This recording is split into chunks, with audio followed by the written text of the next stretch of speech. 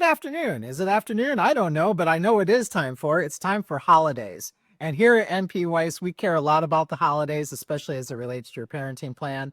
And so I thought I'd go over some common scenarios that our clients will discuss with us right around holiday time, give you some tips and pointers if you're looking potentiality of having a family law case in the near future. And you want to make sure that you have some time over the holidays. It's very important that you have an opportunity to bond with your children over the holidays. And here at MPWICE, we try to make sure that happens for you. But if you want to help your attorney out, whether it be us or anybody else, here are a few things that you can help with. Probably most importantly is making sure that a temporary order, including holidays, gets adopted by the court for parenting time fairly early on. The Ohio Supreme Court has a maximum time length for most of these cases. If you're in a juvenile court custody case, that's 9 months, or if it's 12 months on the original motion, if it's a allocation of parental rights, if you're doing a full divorce with children, that's 18 months. So those three timelines, you're pretty confident that you're going to go through one holiday season during your case. And if you're going to do that, and you've got a parent who doesn't want to give you holiday time, and you don't have that order in place, then you're not going to have any rights to assert around the holidays. So you want to make sure that if you get into a case that you have a conversation with your attorney early on, make sure that you get a parenting order adopted, if you can, by the court prior to the holidays. That includes whatever holidays that you want to exercise. That's very important, in particular if you exercise holidays that are not, shall we say, the Western Christian standard holidays.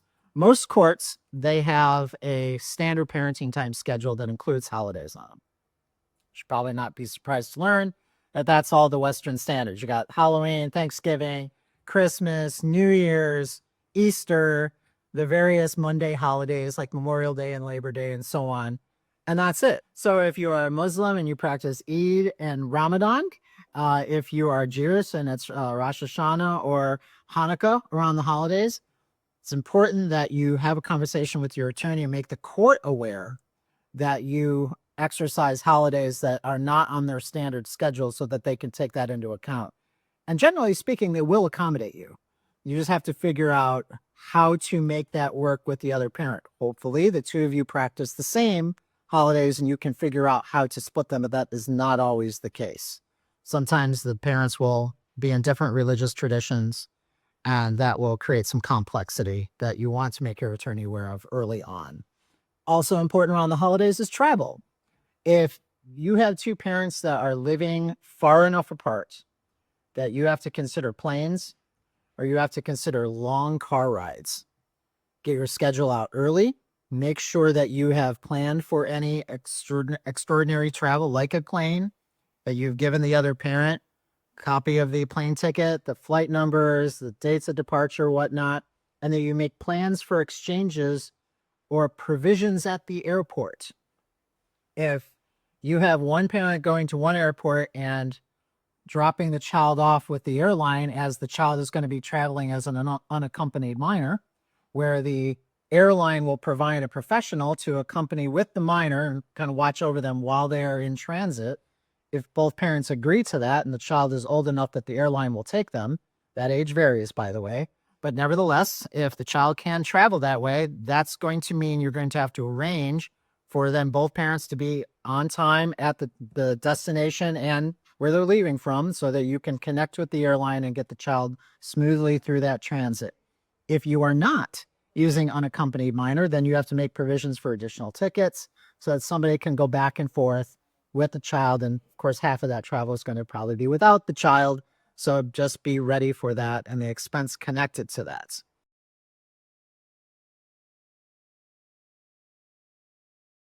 So it is not my preferred practice to have parents split days of holidays.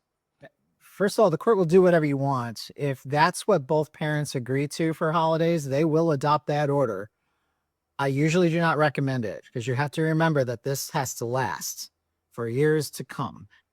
And if you think for now the two of you can get along marching together for Halloween, let's say, and doing trick or treat together, And that's fine for the next year or two. And then the argument dusts up and somebody wants to exclude the other parent. That's going to create a potential motion to show cause coming back to court.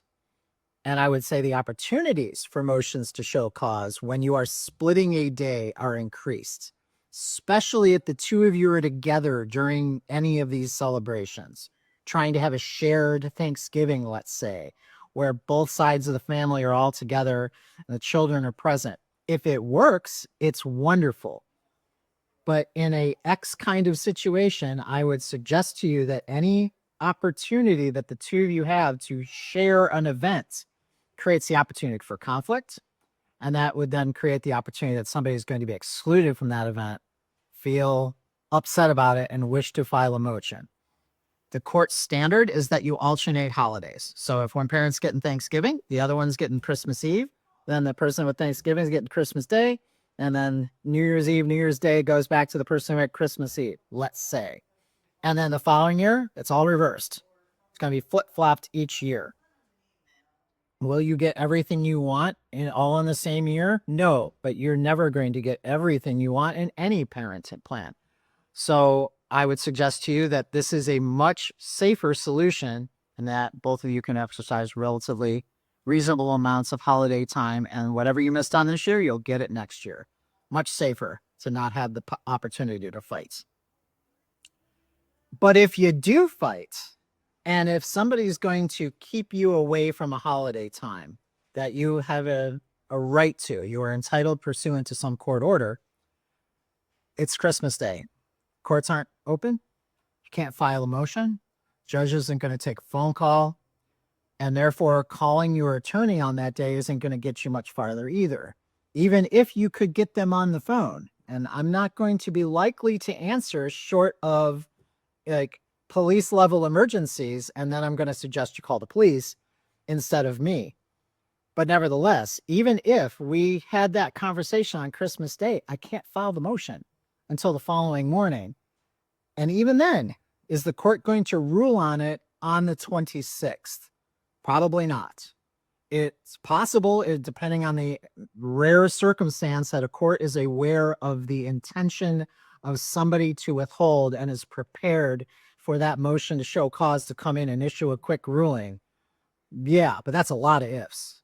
There is a very unlikely scenario that you will actually get relief in real time for a denied holiday time.